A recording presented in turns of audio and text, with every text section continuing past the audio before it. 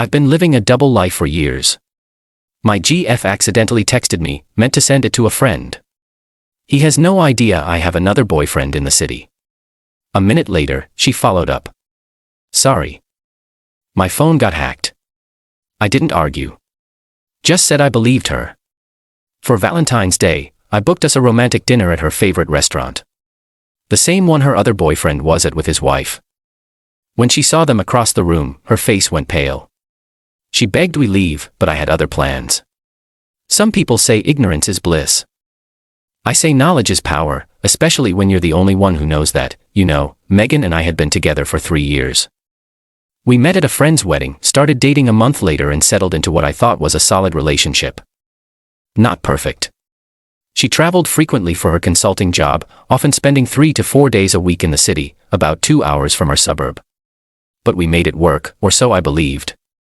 The text came on a random Tuesday afternoon.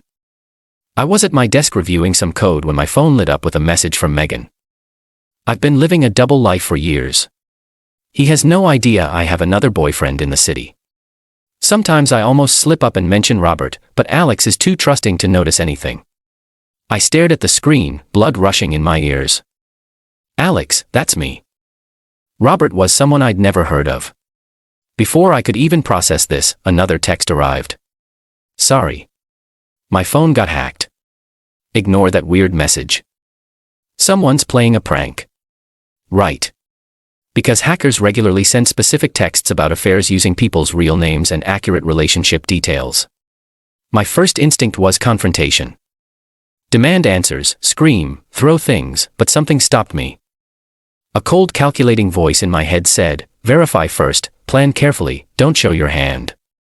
So I typed back, no worries, figured it wasn't meant for me, hope they didn't access anything important.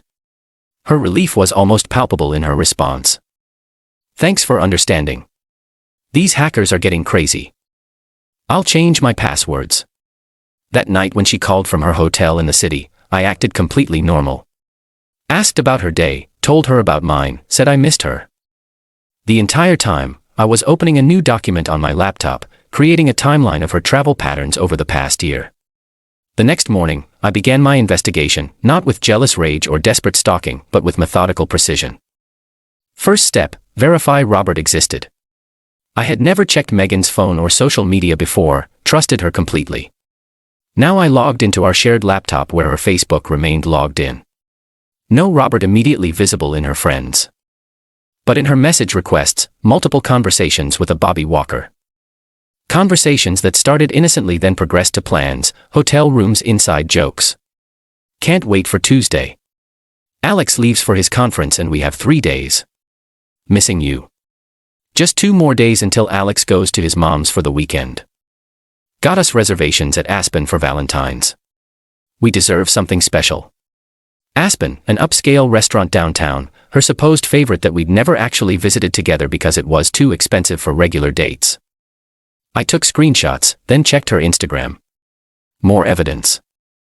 Photos I recognized from her solo work trips showed subtle hints of another presence. 2 wine glasses in a hotel room reflection, a men's watch visible on a nightstand. Next, I searched for Robert Walker in the city. There weren't many and only one seemed to fit, a finance executive at a well-known firm. His social media was semi-private, but his LinkedIn and company profile provided enough information. He was married though. His wife's name wasn't visible in the limited public information available. Through some creative searching and cross-referencing mutual connections, I discovered his wife was Catherine, and they had been married for 8 years based on company newsletter mentions of their anniversary. The pieces aligned perfectly. When I traveled, she was with him. When his wife posted about business trips on her public professional profile, he was with Megan. They'd created an intricate dance around their primary relationships, using our trust as cover for their affair. I considered my options. Confronting Megan would just lead to denial, tears, promises to change. Contacting Catherine directly seemed messy. Then I remembered Valentine's Day was coming up, and based on their messages, they had reservations at Aspen. I called the restaurant, pretending to be Robert, confirming his reservation. Just double-checking my Valentine's Day reservation. Yes, Mr. Walker. We have you at 8:15 p.m. on the 14th. Table for 2. Perfect. I immediately booked a table for 8 p.m. under my name. For the next 2 weeks, I maintained absolute normalcy. Bought Megan flowers, planned our special Valentine's dinner, listened to her increasingly elaborate lies about her work schedule that conveniently cleared Valentine's evening. Not once did I let slip that I knew everything. When February 14th arrived, Megan was noticeably tense. She prepared her story carefully. She would work late, but rush back for our 8 p.m. reservation, meeting me directly at the restaurant. I hate working on Valentine's Day, she pouted that morning. But I'll make it up to you tonight. Don't worry, I assured her. Tonight will be unforgettable. I arrived at Aspen at 7:45 p.m., dressed sharply in a tailored suit.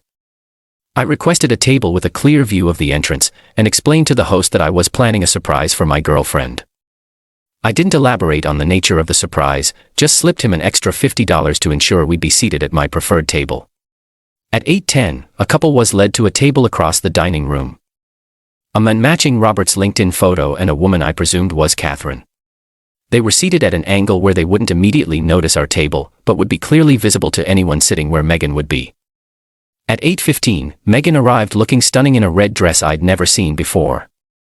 She kissed me, apologized for being caught in traffic, then followed the host to our table. I watched her face carefully as we approached our seats. 3, 2, 1. Her step faltered. The blood drained from her face as she spotted Robert and Catherine across the room. For a split second, pure panic flashed in her eyes before she regained composure. Something wrong? I asked innocently. No. Just thought I recognized someone from work. Let's request another table. The draft from that door is terrible. We can't move, I said calmly. I specifically requested this table for the view. Trust me. She sat down reluctantly, positioning herself to keep her back to Robert's table. Her hands trembled slightly as she opened the menu, eyes darting around like a cornered animal. You look nervous, I observed. Everything okay at work? Fine. Just busy. You know how it is. I nodded sympathetically, then excused myself to the restroom. On my way, I made a detour to the Walker table where Robert was mid-story with his wife. Excuse me, I said. Are you Robert Walker? He looked up, confused but professional. Yes. That's me. I'm Alex, Megan's boyfriend. I extended my hand, the color drained from his face. His wife looked between us, confusion dawning.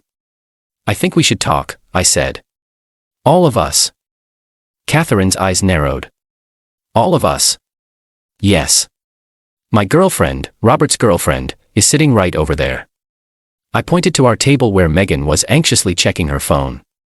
Robert started stammering excuses, but Catherine was already standing, scanning the room. When she spotted Megan, her expression hardened. Wait. I recognize her from Robert's company event photos. She's introduced herself as his colleague. Catherine's voice was ice cold. The consultant who's always coincidentally in town when I'm traveling. I led them to our table. Megan was checking her phone when she heard approaching footsteps. She looked up, then froze completely.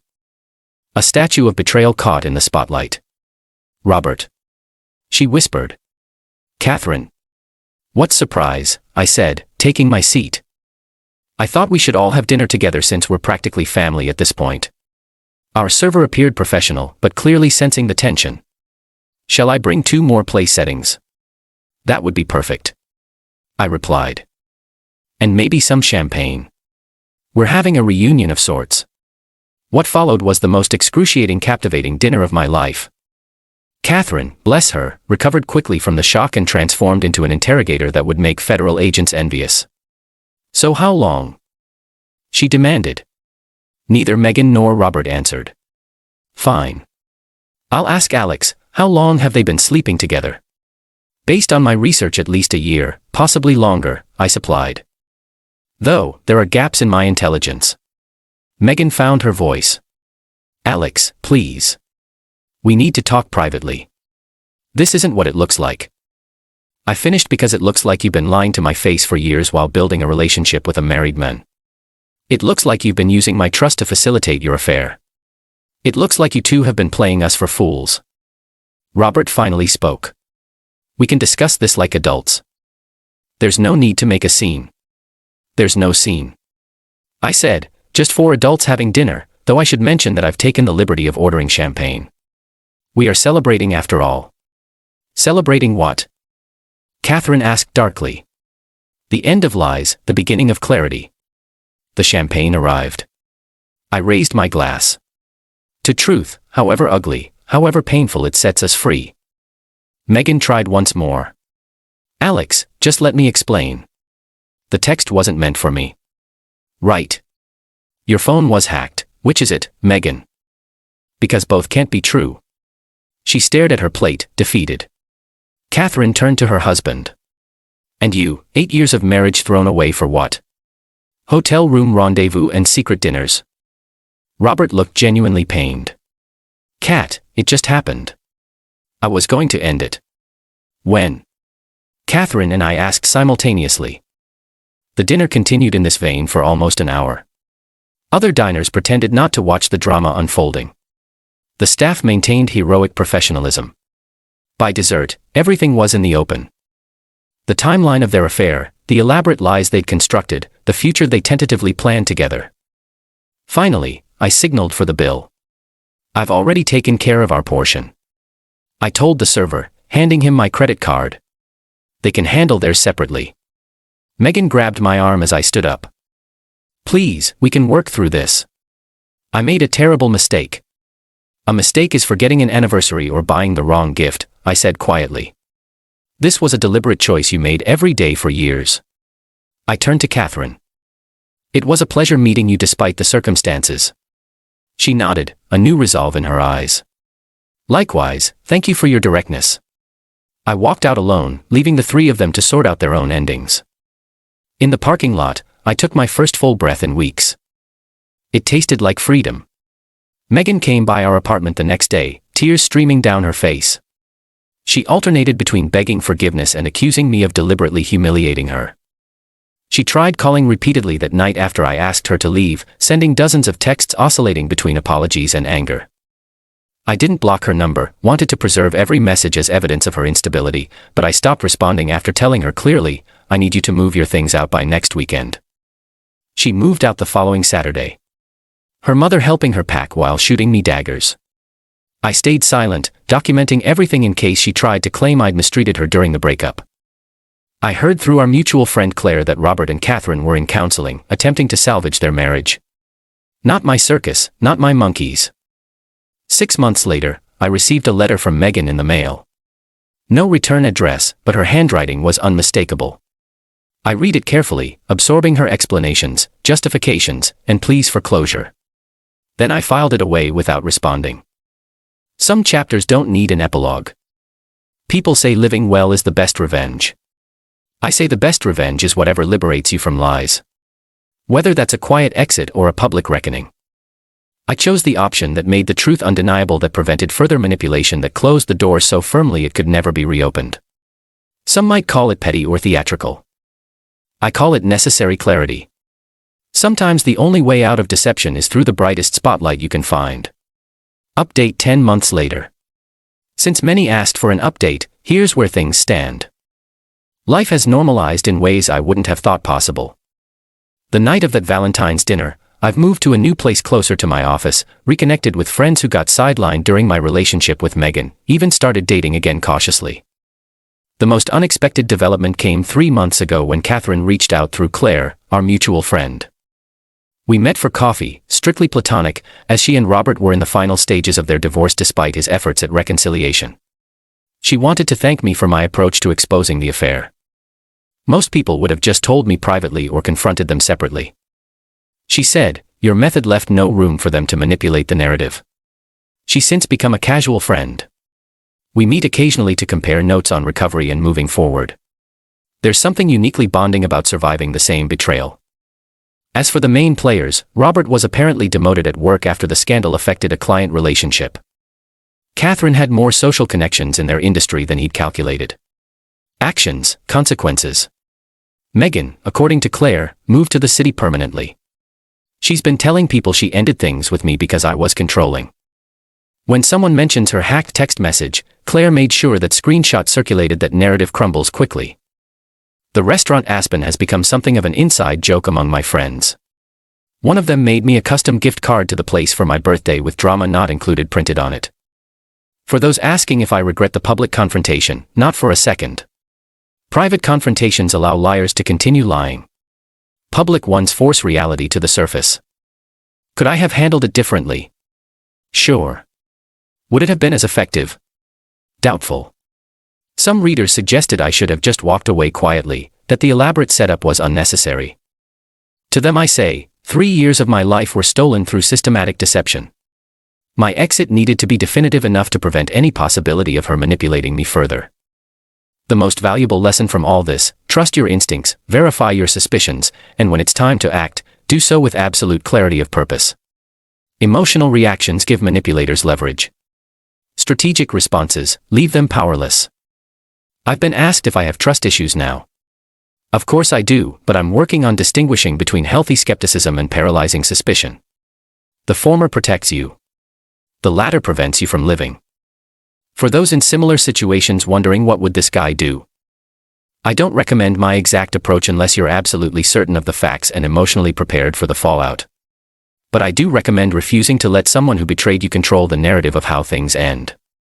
Lastly, to the person who asked if I'd have handled things differently, if Megan had been truly remorseful immediately after the accidental text, probably not. Real remorse would have meant confessing everything right then, not inventing a hacking story and continuing the deception. By the time I discovered the truth, honesty was no longer on the table as an option. Life continues better than before with clearer boundaries and sharper instincts. The dinner that ended everything also began something new, a life without compromise on the things that matter most. Honesty, respect, and the courage to face truth even when it arrives on the most romantic night of the year.